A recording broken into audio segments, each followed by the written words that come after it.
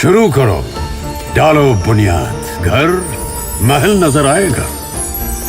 Wonder लाइए, wonder अपनाइए, फर्क नजर आएगा। वंडर सीमेंट, फर्क नजर आएगा। नमस्कार, मैं हूं रिजवान अहमद सिद्दीकी। आप देखना शुरू कर चुके हैं सबकी खबर। भारतीय जनता पार्टी के अरबपति विधायक संजय पाठक अपनी ही सरकार में घिर गए हैं। सरकार ने उन पर दो बड़ी कार्रवाइयां की हैं। जो उनके परिवार की कंपनियां हैं वो विवादों में हैं। पहली कार्रवाई ईओडब्ल्यू ने की, सहारा जो उन्होंने ज़मीनें खरीदी हैं उस पर मुकदमा दर्ज कर दिया है। जांच के घेरे में इनकी कंपनियां भी हैं। अब इसके बाद मध्य प्रदेश विधानसभा में मुख्यमंत्री ने जवाब दिया है कि उनकी जो कंपनियां हैं, खनन कंपनियां जो हैं, उन पर 443 करोड़ रुपए का जुर्माना, इसके अलावा जीएसटी वगैरह भी लगाई जाएगी।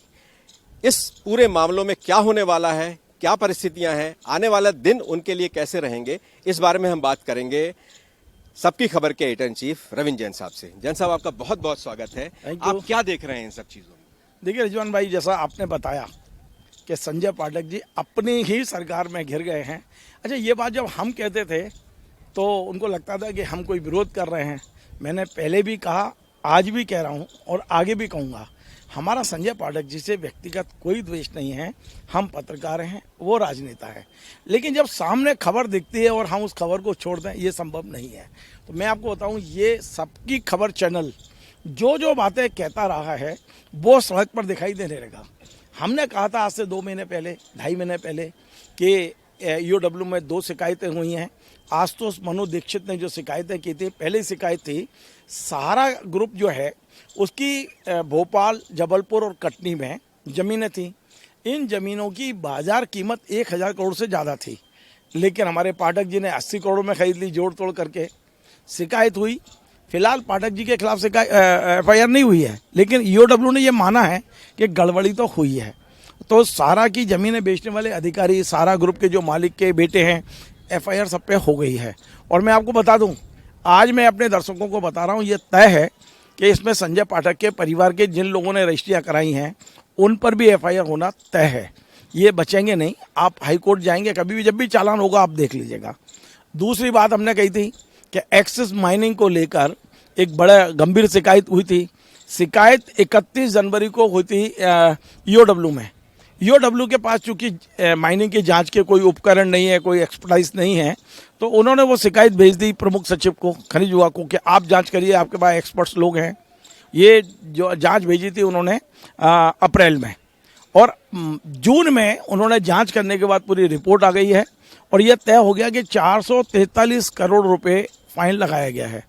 अब इस 443 करोड़ रुपए में, जैसा कि कल मुख्यमंत्री जी ने हाउस में बताया है, इस 443 करोड़ में यदि आप 18% जीएसटी जोड़ेंगे और ब्याज जोड़ेंगे 2017 का, तो ये 1000 करोड़ से ऊपर भी जा सकता है।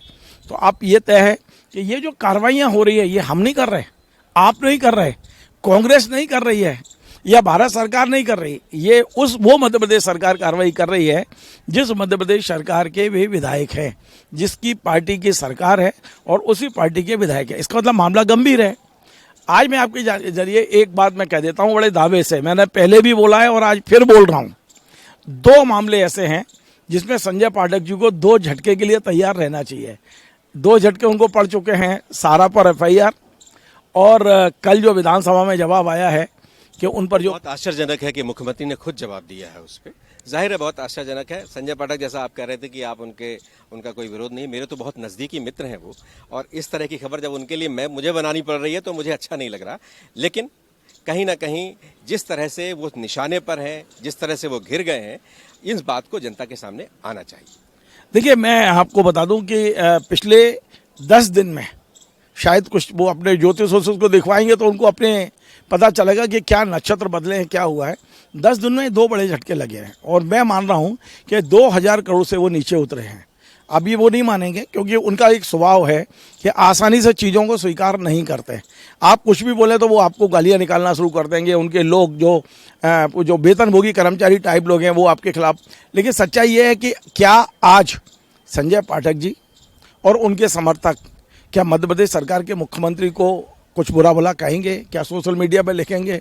क्योंकि मैं आज बता रहा हूँ, मैं जो 2 बड़ी घोषणाएं आज कर रहा हूँ अपने चैनल के जरिए, तमाम सारे दर्शक सुन लें, और मैं फिर आगे बताऊंगा कि ये मैं आज जो 6 अगस्त 2025 विधानसभा परिसर के मैं अंदर खड़ा हूँ, जो तीसरा बड़ा झटका लगने वाला है रिजवान भाई, वो ये लगने वाला है कि डिंडोरी कलेक्टर नेहा मारविया एक जांच कर रही हैं। जांच क्या है? पाठक जी ने अपने 4 बधुआ मजदूर टाइप आदिवासी गरीब लोग हैं, उनके नाम से कटनी, उमरिया और डिंडोरी और आसपास 1173 एकड़ ज़मीन खरीद रखी है। ये ज़मीनें आदिवासियों की हैं, आदिवासी ही खरीद सकते हैं। तो पाठक जी की ये सारी बेनामी संपत्तियां हैं, और इस बेनामी संपत्ति की शिकायत कलेक्टर डिंडोरी को हुई है। कलेक्टर डिंडोरी ने बाकायदा इसकी जांच के लिए जो बजाग तहसीलदार हैं देवांगर, उनको लगा रखा है।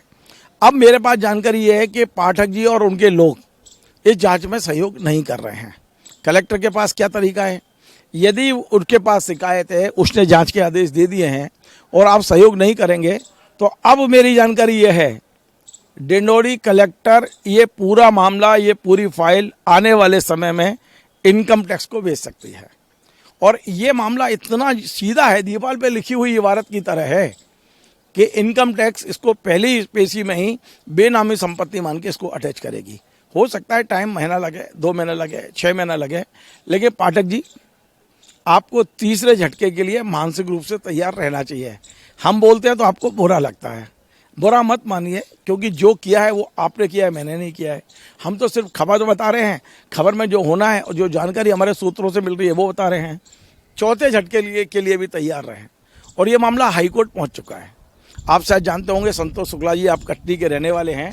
जो संतोष भी मेरे मित्र हैं, संजय भी मेरे मित्र हैं, और हम सब बहुत नौजवानी, और संजय तो हमारे बचपन के मित्र हैं, और नगर निगम के अध्यक्ष भी रहे हैं संतोष शुक्ला जी।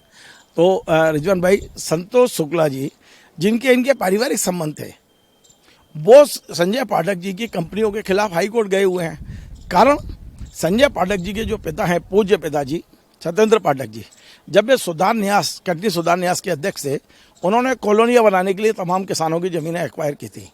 एक बार जो ज़मीन एक्वायर हो जाती है और पेमेंट कर दिया जाता है, वो सरकारी खाते में दर्ज है। उन सारी ज़मीनों को पाठक जी ने खरीद लिया, कॉलोनी नहीं बनने दे रहे। जिन लोगों के वहाँ प्लॉट है उन्हें प्लॉट नहीं देने दे रहे आप लोगों का वो कर रहे हैं, अधिकारों का हनन कर रहे हैं। आप गरीब लोगों का, आम आदमी का पेट काट रहे हैं, तो इसकी सज़ा कोई मुझे नहीं मिलेगी। यदि मैं करूँगा तो मुझे मिलेगी, और आपने किया है तो आपको भोगना है। तो मैं आपको बता दूँ, 1173 एकड़ ज़मीन डिंडोरी, उमरिया, कट्टी जहाँ ली हैं, वो इनकम टैक्स बहुत जल्दी कार्रवाई करने वाला है। और दूसरा, हाई कोर्ट ने आदेश दे दिया है मध्य प्रदेश सरकार को कि एक्वायर की हुई जो ज़मीनें खरीदी है उस पर रिपोर्ट पेश करें। सरकार टाल रही है, कब तक टालेगी? मुझे लगता है कि अगली पेशी पे उसको देनी पड़ेगी, या हो सकता है एक आध पेशी और लें। और इसमें भी संजय पाठक जी का कम से कम ये मान के चलें कि 200-300 करोड़ का नुकसान यहाँ होगा। संजय पाठक जी, मुझे लग रहा है कि इस समय 3000 करोड़ से ज़्यादा के माइनस में मुझे डूबते दिखाई दे रहे हैं। रविंद्र, एक बहुत महत्वपूर्ण बात है, भारतीय जनता पार्टी अपने लोगों को कभी दोषी सिद्ध नहीं होने देती। संजय तो बहुत बड़े फाइनेंसर भी हैं, संजय बहुत बड़े नेता भी हैं, और व्यापारी भी बहुत बड़े हैं। भारतीय जनता पार्टी में आए भी वो बहुत तामझाम के साथ थे। तो संजय पाठक से ऐसा क्या हो गया जो मुख्यमंत्री के मातहत जो विभाग हैं उसमें ही कार्रवाइयाँ हो रही हैं लगातार, और ऐसा क्या है कि संजय पाठक इन चीज़ों को समझा नहीं पा रहे हैं, मैनेज नहीं कर पा रहे हैं? क्या हुआ क्या है? देखिए, मैं आपको बताता हूँ। संजय पाठक जी बीजेपी के हैं, ये आपने कब से मान लिया? उनके पिताजी और वे सब कांग्रेस के रहे हैं। 2011 में तत्कालीन मुख्यमंत्री शिवराज सिंह चौहान यदि उस आदेश को कैंसिल नहीं करते, उसकी नोटशीट में दिखा देता हूँ। चलिए, आज मैं वो नोटशीट दिखा रहा हूँ जो शिवराज सिंह चौहान ने जिस नोटशीट को लिखा था, इनकी सारी खदानों को कैंसिल किया था। ये देखिए स्क्रीन पे आप, ये नोटशीट, ये नोटशीट है जिसने संजय पाठक को मजबूर कर दिया कांग्रेस छोड़ के बीजेपी में आने के लिए। तो मुझे लगता है कि संजय पाठक जी बीजेपी में टेक्निकली तो हैं, लेकिन शरीर तो उनका है, पर आत्मा कहाँ है ये मुझे नहीं पता है, क्योंकि उनकी दोस्ती सभी दलों में है और ऐसा रहने में मेरे ख्याल में बुराई भी नहीं है। लेकिन मैं आज भी ये मानने को तैयार नहीं हूँ कि संजय पाठक जी बीजेपी में हैं। बीजेपी में टेक्निकल है, लेकिन एक विचार होता है राजनीति में, हमारी वैचारिकता होती है, हमारे सिद्धांत होते हैं। मुझे कहीं लगता नहीं है ये सब चीज़ें। देखिए, राम मंदिर के उसमें वो बढ़ चढ़ कर हिस्सा लेते हैं, वहाँ वो चंदा भी बहुत बड़ा देते हैं, वहाँ वो बुलाए भी जाते हैं। इसके अलावा रामभद्राचार्य जी के पास भी वो जाते हैं, मंदिर भी बनाते हैं, और कुछ जैसे भारतीय जनता पार्टी के नेता जो प्रतिक्रिया देते हैं बाकी तरह की चीज़ों की, उससे कुछ अधिक प्रतिक्रिया देते हैं वो। तो जाहिर है वो जाहिर तो यही करते हैं कि वो भारतीय जनता पार्टी में रच बस गए हैं और अब यहाँ से कहीं नहीं जाने वाले हैं। दूसरा ये कि जब उन पर कार्रवाइयाँ हुई थी, विधानसभा में अविश्वास प्रस्ताव लाए थे तत्कालीन नेता प्रतिपक्ष अजय सिंह राहुल, उस समय शिवराज सिंह चौहान ने सदन से घोषणा कर दी थी कि इनकी खदानों पर हम कार्रवाई करेंगे। कहीं ना कहीं उनको ये लगता था कि इन्होंने सारी जानकारियां इन्होंने उपलब्ध कराई हैं सरकार को सरकार की घेराबंदी के लिए, तो उस समय किया था। लेकिन बहुत लंबा समय हो गया था जब ये भारतीय जनता पार्टी में जब शामिल हुए, तो इस कार्रवाई और उसको काफ़ी लंबा समय हो गया था। उसके बाद मैं उस पूरे घटनाक्रम में जब वो भारतीय जनता पार्टी में शामिल हुए, राहुल गांधी का उनसे क्या व्यवहार था, राहुल गांधी ने उनको किस तरह से किया, अपने पिता के सम्मान के लिए वो तत्कालीन जो कांग्रेस के प्रत्याशी थे, उनका ये दावा था कि जो कांग्रेस के लोकसभा के प्रत्याशी थे उनके पिता का अपमान किया था उन्होंने, उसकी वजह से उन्होंने इस तरह का निर्णय लिया है। और बहुत इस पूरे चीज़ों में मैं शामिल था, मैंने देखा बहुत नज़दीक से। मैं उस समय वहाँ बंसल का एडिटर था और मैंने सारी चीज़ें बहुत नज़दीक से देखी। कहीं ना कहीं मैं उनके साथ मंडला तक गया था उस पूरी एपिसोड में। तो मैं उस समय बहुत देर से ये निर्णय हुआ था कि वो भारतीय जनता पार्टी में जाएंगे। लेकिन हाँ, ये अलग बात है कि आपके पास कुछ और जानकारियां हैं इस मामले के। शिवराज सिंह चौहान ने उनके भारतीय जनता पार्टी में आते से ही अरविंद मेनन भी उसमें शामिल थे और उनके साथ मिलकर शिवराज सिंह चौहान ने बाद में उनके सारी चीज़ों को रिलैक्स दे दिया। तो आपको क्या लगता है? और दूसरा, मंत्री भी बनाया उन्हें। तो जिसको मंत्री तक बना चुकी है भारतीय जनता पार्टी और मोदी जी ने ज्वाइन कराया था जिनको, वो उसको अभी भी भारतीय जनता पार्टी अपना नहीं मान पा रही। देखिए, मान रही होती तो क्या ये कार्रवाई होती? आपने कहा कि वो रामभद्राचार्य जी के पास जाते हैं, राम मंदिर में चंदा देते हैं। बहुत से कांग्रेस के नेता हैं जिन्होंने दिया है। बहुत से कांग्रेस के नेता रामभद्राचार्य जी महाराज को अपना भगवान मानते हैं। तो इसमें कौन सी बड़ी बात? यदि संजय पाठक जी निजी आस्था उनके प्रति है तो बहुत अच्छी बात है। लेकिन मेरा उनको एक सुझाव है कि आप बेशक चंदा दें ना दें, रामभद्रा जी के पास जाए ना जाए, पर गरीबों की ज़मीन और गरीबों की हाई लेना बंद कर दें तो मुझे लगता है बहुत बड़ा धर्म आप करेंगे। अब आप देखिए कितने लोगों के वो प्लॉट हैं जो सुदान न्यास के हैं। वो गरीब जो बेचारा गरीबी रेखा के नीचे रह रहा है, झुग्गी में रह रहा है, उसके नाम से आपने 1173 एकड़ जमीन ले रखी है। तो ये सब चीज़ें जो आप कर रहे हो, तो आपने जो किया फल भी आप ही भुगतेंगे। और मैं पुनः आपको ये बात बोल सकता हूँ कि आज भी पाठक जी के जितने मित्र बीजेपी में उससे दुगने कांग्रेस में हैं, अन्य पार्टियों में है, और इसमें कोई बुराई मैं नहीं समझता हूँ। आज हम बात सिर्फ इतनी कर रहे हैं कि उन्हें 2 बड़े झटके पिछले 10-12 दिन में लगे हैं और अगले 2 झटके के लिए उन्हें मानसिक रूप से तैयार रहना होगा। और मैं तो यदि हालांकि मेरे अच्छे मित्र रहे, मैं तो उनके बेटे की शादी में भी गया था, आपको पता है। लेकिन पता नहीं क्यों उनको ऐसा लगता है व्यक्तिगत दुश्मनी समझते हैं। खबर चलाना व्यक्तिगत दुश्मनी नहीं है। आज मैं पाठक जी आपसे एक बात पूछना चाहता हूँ कि आपकी सरकार ने और आपके मुख्यमंत्री ने आपकी कंपनियों के, आपके परिवार की कंपनियों के खिलाफ कार्रवाई की है, तो क्या आप बीजेपी छोड़ेंगे? क्या आप मुख्यमंत्री की निंदा करेंगे? क्या आपकी सरकार को कटघरे में खड़ा करेंगे? क्योंकि आज मैंने आपकी कंपनियों के बयान देखे, आपका बयान नहीं आया, आपकी कंपनियों के बयान आए हैं कि ये कार्रवाई गलत की है। तो क्या आप वाकई ये कह रहे हैं कि मुख्यमंत्री के विभाग ने आपके ऊपर गलत कार्रवाई की है? तो ये ऐसे सवाल हैं रिजवान भाई जो आने वाले समय में पाठक जी के लिए बहुत परेशानियां पैदा करेंगे। जितना मैं समझता हूं कि जो कुछ गलत हो गया उसको सुधार लो आप। जैसे 2 चीजें हैं, जैसे आप अभी सहारा का भी एक जिक्र कर रहे थे। सहारा में तो हाई कोर्ट, सुप्रीम कोर्ट के जो निर्देश थे, जो अनुमति थी सुप्रीम कोर्ट के, उसी निर्देश पर वो ज़मीनें खरीदी गई हैं। तो उसमें उस कंपनी का क्या दोष है जिसने खरीदा है? दोष उनका है जिनको सुप्रीम कोर्ट ने अनुमति दी थी, उन पर मुकदमा भी दर्ज हो गया। इसमें संजय पाठक की कंपनी कैसे दोषी होगी? बहुत बढ़िया सवाल किया है आपने। दरअसल सहारा का जो ज़मीनें हैं, ये पैसा सहारा के पिताजी का नहीं है, उनके कंपनी के डायरेक्टर्स का नहीं है। ये उन गरीबों का पैसा है जो खोमचे वाला है, ठेले वाला है। उसने बेचारे ने इन्वेस्ट किया था इस उम्मीद से कि जब बेटी की शादी होगी तो मुझे पैसा मिलेगा। तो पहली बात यह है कि आपको ये बात पता थी कि गरीबों का पैसा है, और आपने हाई कोर्ट, सुप्रीम कोर्ट के नियमों के हवाले से कायदे से ये ज़मीन नीलाम होना चाहिए थी। आपने जोड़ तोड़ करके ली है, ये सबको पता है। दूसरा, जांच ईओडब्ल्यू ने की है, ईओडब्ल्यू को प्रमाण मिले हैं। आज की तारीख में जो प्रमाण मिले हैं वो कंपनी के खिलाफ मिले हैं, तो एफआईआर कंपनी के खिलाफ हुई है। मैंने तो नहीं कहा कि पाठक जी के खिलाफ हुई है। अब पाठक जी उसमें दोषी इसलिए मैं आपको बता देता हूँ, मैंने कल ही पढ़ा, कटनी की जो रजिस्ट्री है उसमें लाइबिलिटी के नाम से 6 करोड़ रुपए काटे गए हैं। पाठक जी कटनी के रहने वाले हैं, जनप्रतिनिधि हैं, बड़े नेता हैं वहाँ के, क्या उन्हें नहीं पता है कि कटनी के 62 लोगों ने यहाँ प्लॉट खरीदे हुए हैं, उनका पैसा लगा है। आप ज़मीन खरीद रहे हैं, क्या कभी आपने पता लगाया कि यहाँ इतने लोगों का पैसा लगा है तो उनका या तो पैसा वापस कर दूँ मैं? देखिए रिजवान भाई, यदि हम अपने स्वार्थ के लिए गरीबों की हाय लेंगे तो परिणाम भुगतने के लिए कोई और नहीं आएगा, वो परिणाम मुझे ही भुगतने पड़ेंगे यदि मैंने किया है तो। बिल्कुल, ये इत्तेफाक है कि जिस समय सहारा ने वो ज़मीन खरीदी थी कटनी के ग्रोवर परिवार से, उस समय मैं सहारा समय में था। मुझे उसकी जांच के लिए भी मुझे जिम्मेदारी दी थी सहारा ने कि इसको जांचें, ये रेट क्या है, कैसा है, वो एक अलग विषय है। और इत्तेफाक ये भी है कि मेरे पिता ने, मेरे अफसर पिता ने अपनी गाढ़ी कमाई से अपनी पोतियों के नाम सहारा में कुछ पैसे जमा किए थे।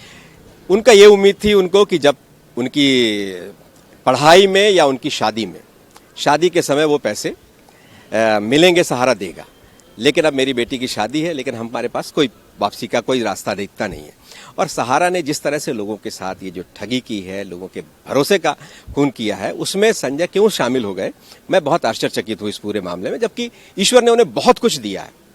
मेरे मित्र हैं, मुझे आज उनसे संबंधित खबर बनाने में बहुत अफसोस भी हो रहा है। लेकिन हो सकता है इन चर्चाओं के बाद कहीं ना कहीं कोई असर हो, कोई चीज। इसमें आपने संजय जी के खिलाफ क्या बनाया है? मैंने उनके खिलाफ मैं कह ही नहीं रहा हूं, मैंने खबर की बात कर। क्यों सोच रहे हो इतना, उनके बारे में अफसोस क्यों हो रहा है? जी, संजय इस तरह के विवाद। पत्रकार हैं, मैं पत्रकार हूं, संजय जी हमारे मित्र हैं, हम उनके प्रति कोई द्वेष भावना नहीं रखते, हम ईश्वर से कामना करते हैं कि वे और ऊपर जाएं। लेकिन जो कुछ घट रहा है वो समाचार खबर है, वो हम उनके हम कोई कोर्ट में गए क्या उनके खिलाफ? हमने कोई शिकायत की है? हमने कोई षड्यंत्र किया है? हम सिर्फ वही बता रहे हैं जो घटित हो रहा है उनको लेकर, और हम उन्हें सुझाव भी दे रहे हैं कि गरीबों की हाय मत लीजिए। एक ही शब्द है हमारा कि आप गरीबों को सताएंगे, गरीबों की हाय लेंगे, उनके पैसे को लूटने की कोशिश करेंगे तो वो ही होगा जो हो रहा है। बिल्कुल रविंद्र भाई, मैं भी यही कह रहा हूँ।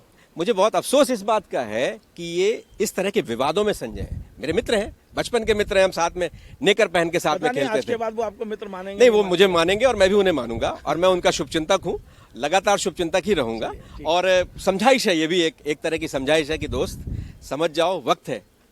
सिस्टम ने, परिस्थितियों ने, ईश्वर ने अलार्म दिया है, इस अलार्म को समझो और बहुत ढेर सारी चीजें ठीक की जा सकती हैं। रविंद्र भाई, एक आखिरी सवाल है। आप कलेक्टर डिंडोरी की बात कर रहे थे। कलेक्टर डिंडोरी के पास क्या सिर्फ इनकम टैक्स में ही जाने का रास्ता है? जब आप कोई सहयोग नहीं कर रहा जांच में, एक तरफा कार्रवाई कीजिए, रजिस्ट्री शून्य कीजिए। देखिए, ये मेरे सूत्रों ने बताया है, कोई मेरे को कंफर्म खबर नहीं है। मतलब मैंने ये देखा है कि शासन प्रशासन राज्य शासन स्तर पर कभी बहुत बड़ा पैसे पकड़ा जाता है। आपने देखा होगा, कभी वाहन में, गाड़ी में पकड़े जाए तो एसपी सबसे पहला काम करके इनकम टैक्स को खबर करता है। तो जिस तरह की शिकायत कलेक्टर की डिंडोरी के पास है, वो अपने स्तर पर जांच कर रही थी, जांच में सहयोग नहीं मिल पा रहा है। तो ऐसा मुझे लगता है, मतलब और जो मेरे सूत्र बता रहे हैं कि अगला इसके पास, उनके पास क्या चाह रहा है सिवाय इसके कि भाई ठीक है, हम फाइल को इनकम टैक्स के पास भेज देते हैं, वो समझ लेंगे कि इसमें क्या चीज़ है। आप भी कहते हैं कि आप उनके शुभचिंतक हैं, आप उनकी बातें भी रखना चाहते हैं। एक आखिरी सवाल यही है मेरा आपसे, उनको आपका क्या सुझाव है? देखिए, अब वो इतने समझदार व्यक्ति हैं, मैं तो उनके सामने, मुझे लगता है बहुत छोटा हूँ मैं एक सुझाव तो दूंगा उनको। पिछले दिनों आप मेरे घर आए थे पाठक जी, यदि आपको याद हो, और आपसे मेरी जो बात हुई थी, जहां बात छूटी थी बात वहीं से शुरू करें। आप ये कह के गए थे कि अगले दिन दोपहर 11 से 2 के बीच में आऊँगा और अपना पक्ष रखूँगा मैं। आप आज तक नहीं आए। मेरा सुझाव ये है कि आप भागिए मत, आप सामने आइए। यदि कोई गलती हुई है तो स्वीकार कर लो, कोई बड़ी बात नहीं है। और यदि हम लोग कुछ गलत खबर चला रहे हैं, कुछ गलतफहमी हमको है, तो जब आप सामने आएंगे गलतफहमियां दूर हो जाएंगी। हमारा एक चैनल, ऐसा चैनल शायद ही मिलेगा आपको, जो जिनके खिलाफ हम खबर भी चलाते हैं उनको बड़े सम्मान से बुलाते हैं और पूरा मंच देने की कोशिश करते हैं कि आप बोलिए, हमारे खिलाफ बोलेंगे वो भी हम चलाएंगे। तो पाठक जी को मेरा एक सुझाव यही है कि आप सबकी खबर के दफ्तर आएँ, अपनी बात कहें, और मुझे बड़ा खुशी होगी यदि आप मेरे खिलाफ भी बोलेंगे। कोई गलती हो सकता है, मैं इंसान हूँ, मुझसे भी गलती हो सकती है, हो सकता है गलती हो गई हो, हम तो माफ़ी में मांगने को तैयार हैं। कब? यदि आप ये सिद्ध करते हैं कि हमसे गलती हुई है। तो मैं पाठक जी अभी फिलहाल तो एक ही सुझाव है, सबकी खबर में आपका इंतजार कर रहा हूँ, आप आएंगे तो बेहद सम्मान से मैं आपका पक्ष जरूर सुनाना चाहता हूँ। आप पक्ष सुना सकते हैं, लेकिन उससे समस्या का निराकरण नहीं होगा, लोगों के सामने उनकी बात जा सकती है। आपको मैं ये सवाल पूछ रहा था आपसे कि एजेंसियों में घिरी हुई है उनकी कंपनियां, और जाहिर है कि उनकी देखिए कंपनियां हैं। मैंने उन्हें बचाने का, एजेंसियों से निपटने का कोई ठेका तो लिया नहीं है। आपने कहा कि उनको क्या सुझाव, तो मैं यही कर सकता हूँ कि आपका पक्ष भी मैं रख दूँ, बस इतना ही कर सकता हूँ। बिल्कुल, धन्यवाद रविंद्र भाई। संजय पाठक ने सबसे पहले मुझे ये बताया था कि उन्होंने अपनी सारी कंपनियों से रिजाइन कर दिया है। उन्होंने कहा था, एक्सक्लूसिवली आपको बता रहा हूं, मैं बंसल न्यूज में था उस दौर में, उन्होंने मुझे बताया था ये बात शायद 2012-13 के आसपास की है। उन्होंने ये बात मुझसे कही थी, और उन्होंने, ये अलग बात है कि वो अपनी व्यावसायिक गतिविधियों में संलग्न रहते हैं, सियासत भी करते हैं, लोगों की बहुत मदद भी करते हैं। लाखों लोग ऐसे हैं जिनकी वो मदद करते हैं, इलाज कराते हैं, शादी कराते हैं, बहुत ढेर सारी चीजें करते हैं। तो इस तरह के विवादों में यदि वो आए हैं तो हम तो यही कामना करेंगे इस विवादों से वो बाहर निकलें। अगर कोई चूक हो गई है, गलती हो गई है, स्वीकार करें, आगे बढ़ें, जिंदगी बहुत है, उनको और उनके परिवार को दोनों के लिए भला इसी बात में है। और मित्र, मैं फिर कहूंगा, बातचीत करो, बातचीत करने से बहुत ढेर सारी चीजें ठीक होती हैं। हमारे इस कार्यक्रम में बस इतना ही। अगर आपको यह हमारा कार्यक्रम पसंद आए तो इसे लाइक कीजिए, कमेंट कीजिए, शेयर कीजिए और हमारे चैनल को सब्सक्राइब अवश्य कीजिए। धन्यवाद।